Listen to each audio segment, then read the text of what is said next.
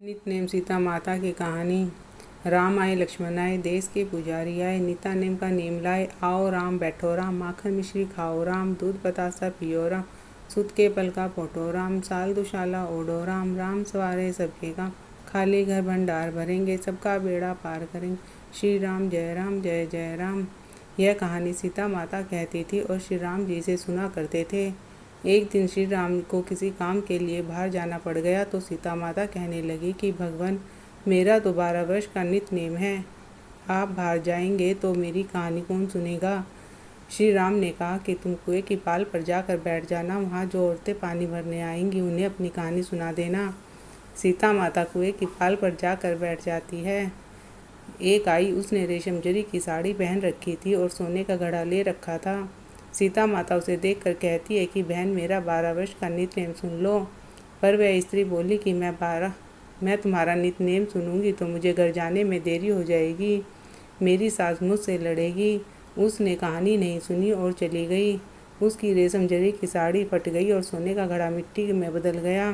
सास ने देखा तो पूछा कि ये किसका दोष अपने सिर लेकर आई हो। बहू ने कहा कि कुएं पर एक औरत बैठी थी, उसने कहानी सुनने के लिए कहा, लेकिन मैंने कहानी नहीं सुनी जिसका यह फल मिला। बहू की बात सुनकर अगले दिन वही साड़ी और घड़ा लेकर सास कुएं की पाल पर गई।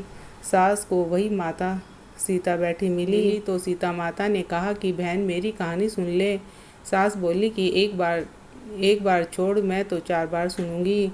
राम आए लक्ष्मण आए, देश के पुजारी आए, नीता नेम का नेम लाए। आओ राम बैठो राम, माखन मिश्री खाओ राम, तपई रसोई जीमो राम, दूध बतासा पियो राम, सूत के पल का फोटो राम, साल दुशाला ओढ़ो राम।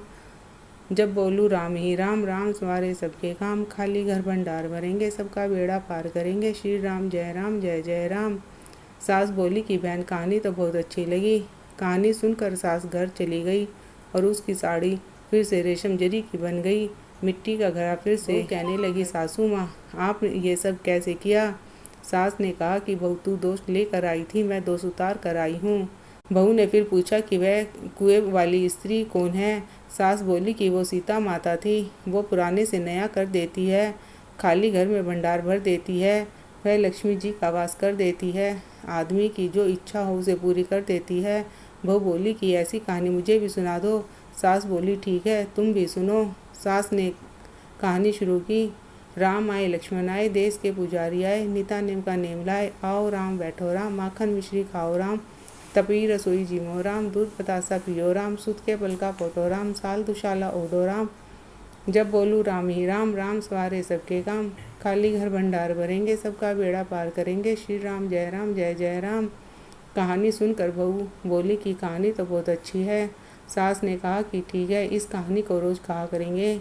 अब सास बहू रोज़ सवेरे उठती, नहाती धोती और पूजा करने के बाद नितनेम सीता माता की कहानी कहती।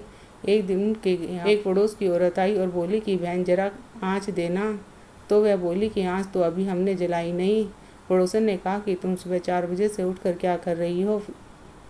उन्होंने कहा कि सुबह उठकर हम पूजा करते हैं, फिर सीता माता की नितनेम कहानी कहते हैं। पड़ोसन ने उनकी बात सुनकर फिर कहा कि सीता माता की कहानी कहने से तुम्हें क्या मिला। वे बोली कि इनकी कहानी कहने से घर में भंडार भर जाते हैं, सारे काम सिद्ध हो जाते हैं, मन की इच्छा पूरी हो जाती है। पड़ोसन कहती है कि बहन, ऐसी कहानी मुझे भी सुना दो। फिर वह बोली कि ठीक है, तुम भी सुनो। राम आए लक्ष्मण आए, देश के पुजारी आए, नीता नेम का नेम लाए। आओ राम बैठो राम, माखन मिश्री खाओ राम, तपई रसोई जीमो राम, दूध बतासा पियो राम, सूत के पल का फोटो राम, साल दुशाला ओढ़ो राम।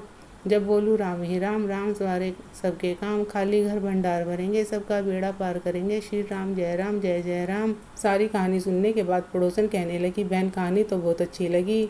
अब वह पड़ोसन भी नितनेम सीता माता की कहानी कहने लगी। कहानी कहने से सीता माता ने पड़ोसन के भी भंडार भर दिए।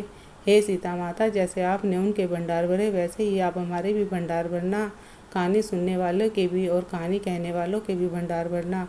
बोलो सीता माता की जय। सियावर रामचंद्र भगवान की जय।